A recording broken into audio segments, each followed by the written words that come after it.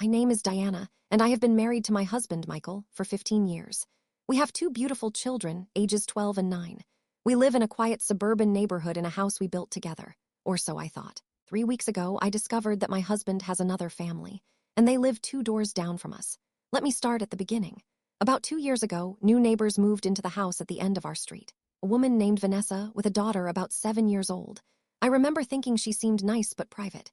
She kept to herself, never came to block parties, barely waved back. Michael mentioned her a few times in passing. Saw the new neighbor struggling with her groceries. Her car wouldn't start, I gave her a jump. I thought nothing of it. That's just who Michael is. Helpful, friendly. Over the past year, I noticed small things. Michael started taking evening walks. Alone. He'd be gone for 45 minutes, always coming back with vague explanations. Just clearing my head. Work stress. I didn't question it. He worked hard. He deserved decompression time. Then came the mail incident. 2 weeks ago, I received a package that was misdelivered. It was addressed to Vanessa. I walked it down to her house. When she opened the door, her face went pale. She looked past me, down the street toward my house, then back at me. She grabbed the package, muttered thanks, and shut the door. I stood there, confused, feeling like I'd interrupted something. The suspicion grew. I noticed Michael's phone was always face down. He changed his password. He started working late more often. Classic signs, but I trusted him. 15 years of marriage, 2 kids. A man doesn't just throw that away. Last Thursday, I came home early from work with a migraine. I parked in the garage and went straight to bed. Around 3 p.m., I heard Michael's car pull in. Then, muffled voices. I crept to the top of the stairs. Michael was on the phone in the kitchen, his voice low but intense. I told you not to call me during the day. She could have been home. Yes, I know about the school play. I'll be there. I promised I'd be there. Vanessa, I have to go. Vanessa. The neighbor. I felt my blood turn to ice. I waited until he left for work again, then I did something I never thought I'd do. I went through his computer. I found a hidden folder. Inside were photos, years of photos. Michael with Vanessa at a park. Michael with Vanessa and a little girl at Disneyland. Michael holding that little girl on her birthday. The dates went back 4 years. 4 years. Our youngest was a toddler when this started. I kept digging. I found emails. They weren't just having an affair. They were building a life. He paid for her rent. He co-signed her car loan. He was listed as the emergency contact for the little girl's school. The little girl. I looked at her face again.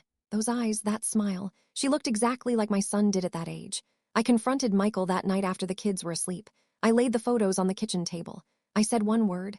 Explain, he crumbled. He fell to his knees, sobbing. The story that came out was worse than anything I could have imagined.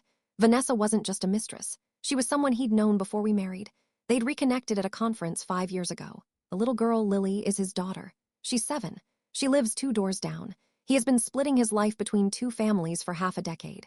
He tucked our kids in at night, then walked down the street to tuck in his other child. He paid for our mortgage and their rent. He attended school plays and parent-teacher conferences for both families. I asked him the question that haunts me. Did you ever intend to leave? Or was I just the comfortable option? He said he loved us both, that he couldn't choose, that he was trapped. I felt no pity, only rage and disgust. Now I am in a nightmare. I have to tell my children that their father has a sister down the street they never knew about. I have to explain to my 12-year-old why Daddy lied. I have to face Vanessa, who looked me in the eye for 2 years knowing she was sleeping with my husband. I have to figure out how to divorce a man while he still lives 2 doors down with his other family. The neighborhood will talk. My children will be traumatized. My marriage is over. And the man I loved is a stranger who built a second life literally within walking distance. My friends tell me to lawyer up and destroy him. My parents want me to move far away. But I can't run. This is my home. My children's school is here. I'm the one who has to stay and face the wreckage while he walks down the street to his other house. So I have to ask AITA for wanting to make sure everyone knows exactly what he did, for considering telling the whole neighborhood, for refusing to let him see our kids until he explains to them himself what he did to their family. Because right now, all I want is justice, and maybe a little destruction of my own.